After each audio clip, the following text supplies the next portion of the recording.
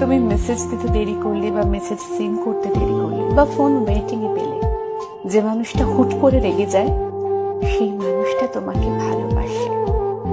যে মানুষটা সারাক্ষণ তোমার সাথে কথা বলার জন্য ছটফট করতে থাকে, রাত জেগে থাকে, তোমাকে নিয়ে ভাবতে থাকে, স্বপ্ন দেখে, একটু আড়াল হলেই ফোন করে কিংবা অস্থির হয়ে যায়, সেই মানুষটাকে যদি ভুল ভাবো তাহলে তুমি তার যোগ্য হতে পারো না।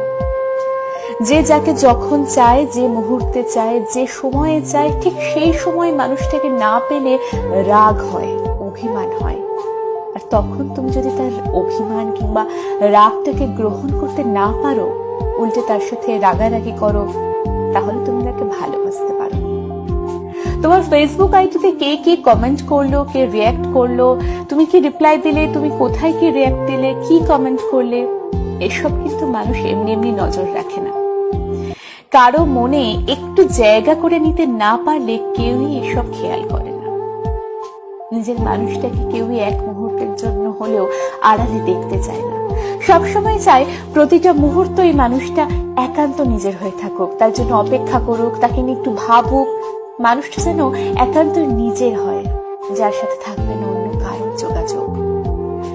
এত মানুষ থাকার পরও কেউ একজন তোমার উপর রাগ অভিমান করে, আর এটা যদি তুমি বুঝতে না পারো কিংবা বুঝেও যদি না বোঝার ভান করে থাকো, তাহলে দেখবে কোন একদিন মানুষটা তোমার উপর রাগ অভিমান করছে না, মানুষটা বদলে গেছে।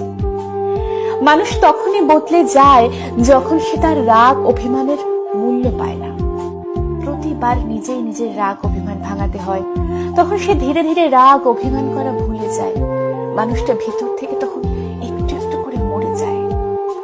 এত মানুষের ভিড়ে কেউ তোমার উপর অধিকার খাটাচ্ছে, তোমাকে চোখে চোখে রাখছে, তোমার ভুল ত্রুটি বলে দিচ্ছে, আর এইসব যদি তোমার বিরক্ত লাগে, তাহলে তুমি তার ভালোবাসা পাওয়ার যোগ্যতা অর্জন করতে পারোনি। তাই নিজের কাছের মানুষটাকে মূল্য দাও, নয়তো দেখবে কোনো একদিন এই বিরক্তিগুলো খুব মিস করবে। যখন কেউ রাগ অভিমান করবে না কিংবা অধিকার দেখাবে না, সেদিন বুঝবে তুমি কি পেয়ে